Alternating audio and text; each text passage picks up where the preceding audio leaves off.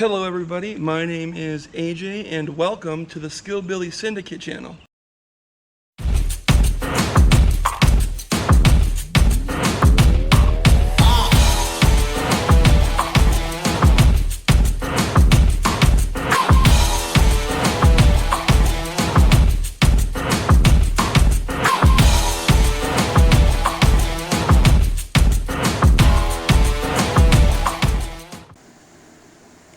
Hello everyone and welcome back to the channel. We are picking up on part 5 of our series of installing the Holley sniper into my 87 Mazda B2000 pickup truck. We left off our last video talking about routing the O2 sensor wire up to the engine bay. A lot of this wiring has already been done and I will do my best to show you guys exactly what I did. This here is my O2 sensor wire, and that just routes into the regular wires that come up from the transmission and just goes up and over away from any heat to where it's not going to get damaged or caught on anything. There's that main wire for the O2 sensor.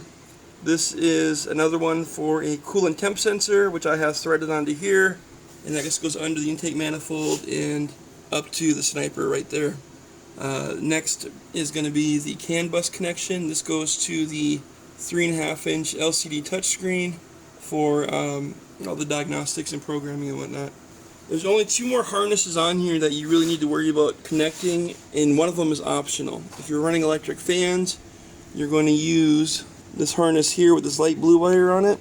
If you're not using electric fans, then you won't even use this at all. I did remove the other wires that I wasn't using, so I would have to cut them back or mess with anything. Or have anything extra on there. What's nice about that is that you can remove the wires, unpin them from the harness. There's instructions on doing that that Holley includes with the sniper, and you can actually add those wires back into the harness if you ever decide that you need to use them, or you add like a second fan and you want to use them. The main harness that you had to wire up is going to be this one here. This has constant power, constant ground, both go directly to the battery. There is a blue wire that comes out to a relay pack, and that's for your electric fuel pump. There's a coil negative and then a switch 12 volt wire. I have the constant 12 volt goes directly into the battery here. All my connections have been soldered and heat shrunk. My ground connector is here, same thing, soldered and heat shrunk.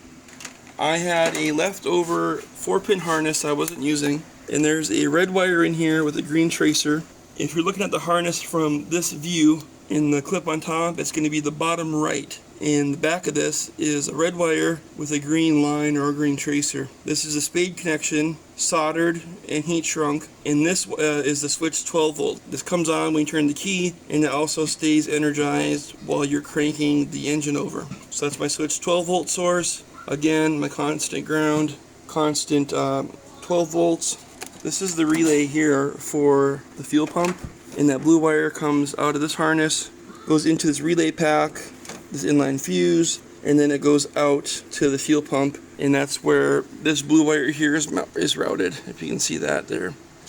I do have an electric fan on here, so I did use that light blue wire for the fan trigger. It does need to go to a relay, so this is that light blue wire. It goes with the rest of the wiring harness to the front of the core support, and it goes into this orange wire here, which is my relay. This is a ground trigger, and then my relay is right back there, just a regular 40 amp. It's hard to see. There you go. It's a regular 40 amp relay, and again, this is just a ground trigger, so once the sniper gets up to the predetermined temperature, it sends a ground signal to this wire, it energizes the coil, and my fan comes on. The next wire that is over here is going to be the coil negative wire. That goes directly to the negative side of the coil, which is going to be this wire here. This is the yellow with the greenish blue tracer. I think it's blue normally, it's just mine's faded. I had a piece of wire in my Mazda parts bucket where it split off into 2 wires, one with a male spade and one with a female spade connector on it. Okay. Reason I did this, I could have went directly from the sniper to the negative side of the coil, but I also have a digital tach that I'm using on my instrument cluster. So what I did was I split that wire into 2 separate wires, again soldered and heat shrunk. One end went into my tach, output, which goes to my instrument cluster inside the truck, and this one here goes directly to the coil, and then where the two meet into one right here turns into a single wire, and that goes to the negative coil side on this harness here. I know everything is wrapped up and loomed right now, and I had footage of this while I was doing it, but something happened again and I lost it, and I apologize for that, but that's how it goes sometimes. This is what I'm going to tell you guys real quick, is you can notice something a little bit different on my Sniper since last time you saw it. First thing is going to be, I had this PCV hose going into the intake, and then I had another one going from the breather into this 3/8 port here. It did not like having excessive vacuum on this port, so I removed this hose completely and put my vacuum port cover back on here, and then put a filter back on here. So there's no, I disconnected that, and that's how I fixed it. PCV still goes from the PCV valve into the factory location here in the intake. This of course is the vacuum advance that goes to the distributor. What you really want to do on this before you start it is make sure that all your vacuum ports are plugged up and things are where they're supposed to be. Another thing that you're going to see on here that wasn't on here last video is I have a spring. This is a pretty heavy spring. There's a fair amount of tension on here. I would call it medium to stiff. And what I noticed when I was trying to get this all set correctly was that this, because the engine's so small, I'm assuming because the engine's so small, and this Holley Sniper is capable of delivering so much fuel, much more than this engine could ever consume correctly. This stock spring on here doesn't close these butterfly valves enough to get the idle down on the Sniper for the size of an engine. So I got a pretty stiff spring on here. You can buy these universal springs at AutoZone or Advance or even O'Reilly's, and usually you can buy like a pack of 4 or 5 different styles, and these ends of the springs are just straight, and then you bend them at whatever length and whatever way that you want to. I've always done mine this way, so this just wraps around and kind of clips on to itself around this point or anchor point, whatever you want to call it, and then it goes around this little nub on here. And like I said, this pulls pretty tight. You can hear it. I mean, it's pretty rigid. I can still do full throttle on it without it distorting or getting wonky or anything like that or damaging anything, but I'm just saying it is a pretty tight spring. Before you start it up, you want to make sure that all your vacuum ports are plugged and all your vacuum lines are good, they're not cracked or dry rotted or leaking anywhere, and then they're all properly connected. You also want to make sure that your PCV valve is clear and working like it's supposed to. You should be able to blow through this from this end outwards easily without any resistance at all. That's how you test that PCV. Make sure it's just clear and it's free flowing. Another thing is that you want to have an idea of what your target idle speed is. I set mine to 850 RPM, and my timing right now is at exactly 12 degrees before top dead center. Recap, RPM is set at 850, and then the timing is at 12 degrees before top dead center. All my vacuum ports on the Sniper are plugged up except for the ones I'm using, which is the vacuum advance. Actually, that's the only vacuum port I'm using on the Sniper is the vacuum advance. Everything else should be plugged up. I'm going to show you guys real quick what it looks like on the initial startup, and then we'll kind of go from there. There's a lot to cover in this video, so it's hard to explain everything. But again, if anyone has any questions, please ask me in the comments. I'm more than happy to expound on something I may have missed, something I may have glazed over, or anything else like that. So I'm going to go ahead and start this, and I'll show you guys what that looks like. So I'm turning the key on.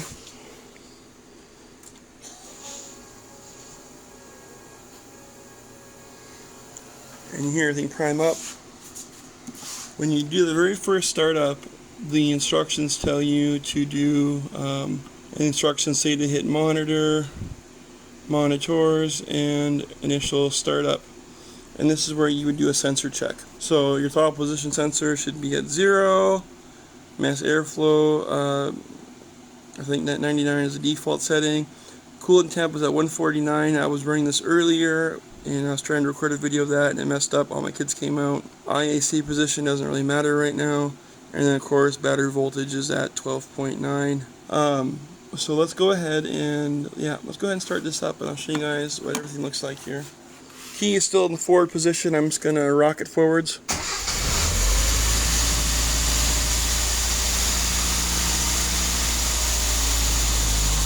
Now you'll see that it idles high, and then it'll kind of level out. So when you very first start up, it is like a warm idle, and then it'll level out a little bit here.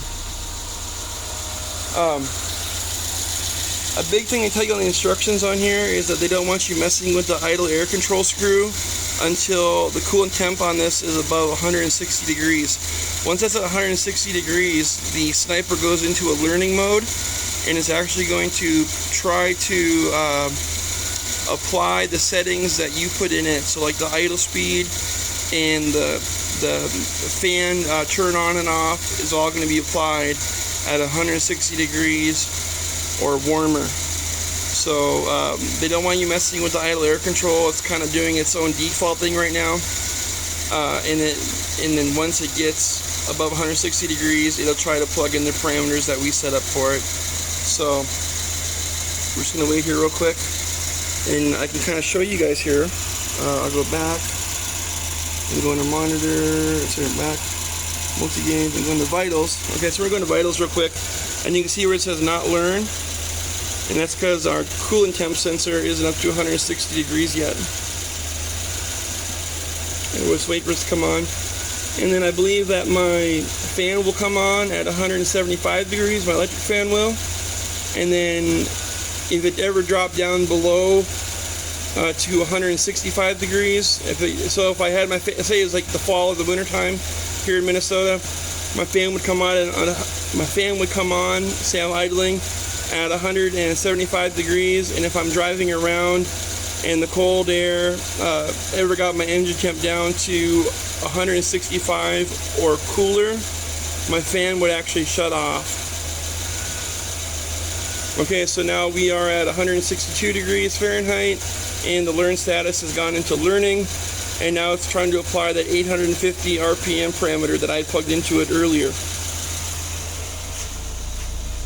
And you can see here, we're at 840, 830, 840, 860. And you can kind of hear the surge on here. In that surging noise,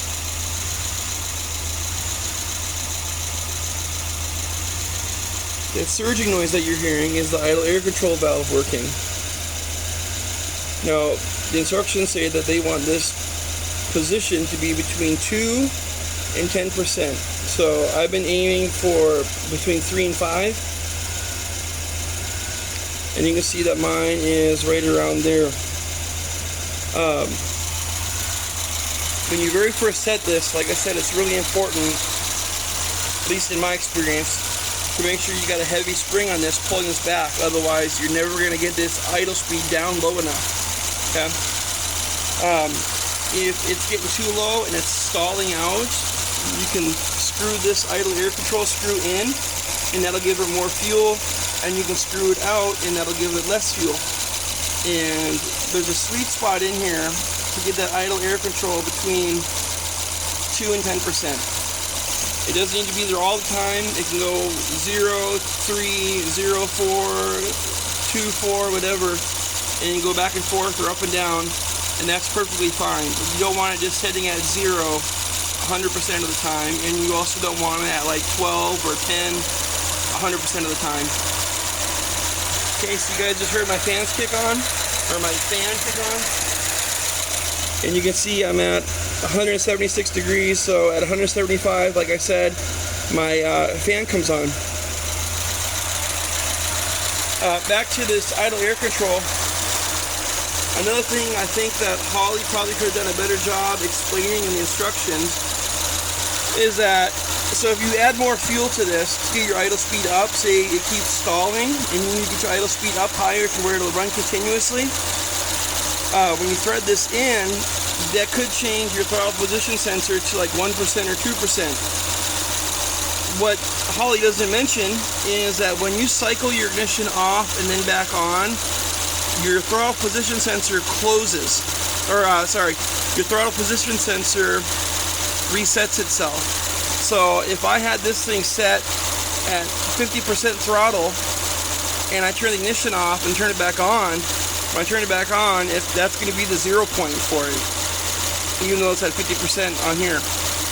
I don't know if that makes sense, but that's the best way I can explain it. So anyways, when you're trying to set this, don't worry about what your TPS says. The main thing you want to do is get your idle air control percentage where it needs to be, and that's really the main thing on this. I'm going to show you guys the timing that I have set on here. I have an adjustable timing light on here, so I'm going to move this back and forth like this so you guys can see my red mark on my balancer. You'll see it move, and then I'm going to slide this all the way down to 0, and then you'll see it line up with the red timing mark on the timing belt cover. So here is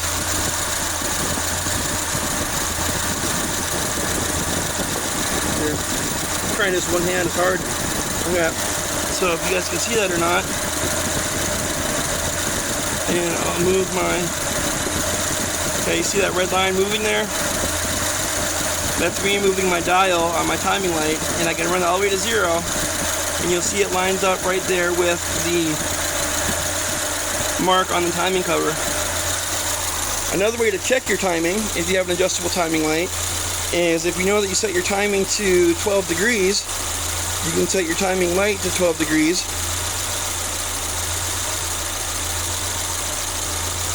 Right there. And when you check the timing, the mark on the harmonic balancer should line up directly with the mark for top dead center. So not the 12, but the bottom of the T. The red mark on your harmonic balancer should line up directly with the bottom of that T if it's set correctly, or just to verify your timing. So again, I got mine set to 12 degrees before top dead center. I set 12 degrees on my timing light. I shine it down like this, and then you can see maybe where it would line up with that T.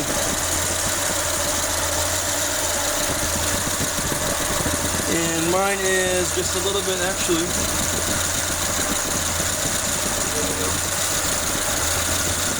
Yeah, so that's right there for me is my T, or is my top dead center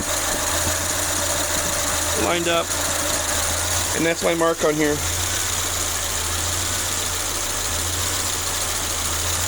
And again, you set down to 0 and shine it on there, and you should be able to see it line up with the mark that you made on there, or with the 12 degree hash mark on there.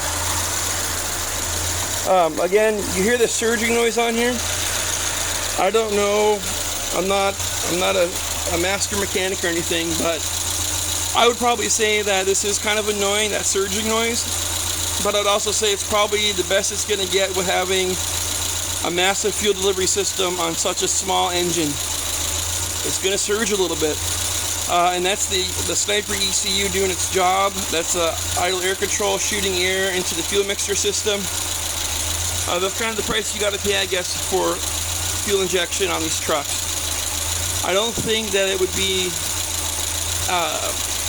as noticeable or as prominent in a larger displacement engine, but I could be wrong. Let's go back on the touchscreen here, and I'll show you guys a couple things. You can go again to multi-gauge, and you go to air-fuel ratio, and this is the target air-fuel ratio, and this is actually what it's hitting right now. So the target air-fuel ratio is 13, and it's bouncing back between 13.3 and 12.8, and going in between there. Something that's kind of cool here is you can go into the tuning feature on here, and you go into advanced and advanced idle, and your idle air control speed, and you can set this to go fast, medium, slow. If that surging noise really bothers you that bad, and if you think your engine's tuned well enough, you could try the medium or slow setting, and that should help knock that down. But you also run a risk of, if it ever needs more air into the mixture and it doesn't get to it fast enough, you risk stalling out your engine completely. I keep it on Sniper TBI. That's just where it goes to from the factory.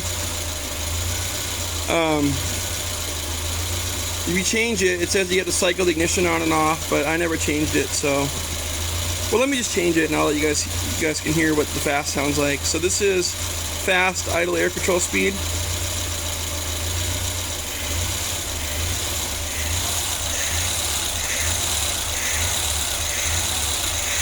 See how the surge goes up more? And then you can change it back to Sniper TBI. And I think what the Sniper TBI does is it just releases a steady amount of air, and then it releases more air as it needs it, or throttles back the air when it doesn't need it. That's my assumption. Again, somebody who knows more could probably expound on that better than I could, but that's my thoughts, or at least what I can tell on it. Let's see here, what else is there? There's no timing adjustment on here. It gives you a reading for like static timing and stuff, but it's nothing you can control on here, so there's no point in really going to it. It doesn't change anything at all. Here is what I got plugged in for my parameters for my engine. It's a 4-cylinder. I put mild for my cam type. You got to change your cam type after you do the initial setup wizard. And then I'm at 133 cubic inches of displacement. So when you do your initial setup for engine wizard, you're going to choose 4 cylinders, 133 CSI or 133 CI, and then your cam type will just be stock/mild. Sniper setup, that's pretty much the same. So, okay, so this is static timing. Now it says that you can get your static timing, but it's always going to be 1. Since we don't have an adjustable timing setup as far as having like an HEI GM distributor or an MSD coil box or anything like that. So this is always going to say 1. You can change it all you want to. It's not going to affect anything. It's just kind of a waste of time. So close out of this. And we'll go back to monitors, and this is our idle speed here. And again, you can see the idle air control position. That's the main thing you want to worry about when you're tuning this, is getting that between 2 and 10%. I'm going to give this some gas, and then I'm going to just let go of the throttle, and we'll see how well it bounces back to maintaining its RPM speed, or its idle speed. It does take a little while because it's a small engine. It's dumping massive amounts of fuel into it. So when you rev it up, it takes a minute for it to burn off the fuel, especially since we're just idling around and not actually driving it. So this is what it sounds like.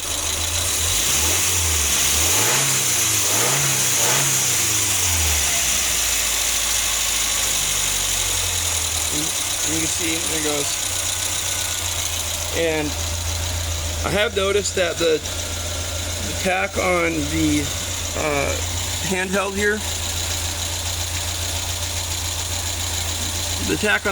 here,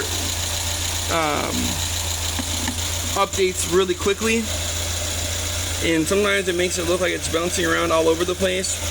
But my tack on the truck itself, you can see it sticks here right around 840, 850, 840, 850, and that's not so bad. So anyways, I hope this video helps some of you guys out. I'm sorry I had to do it on my phone. If you have any questions or anything to help you with, just let me know, please. I would love to help out anybody I can. And yeah, thanks for watching, and we'll see you guys in the next one.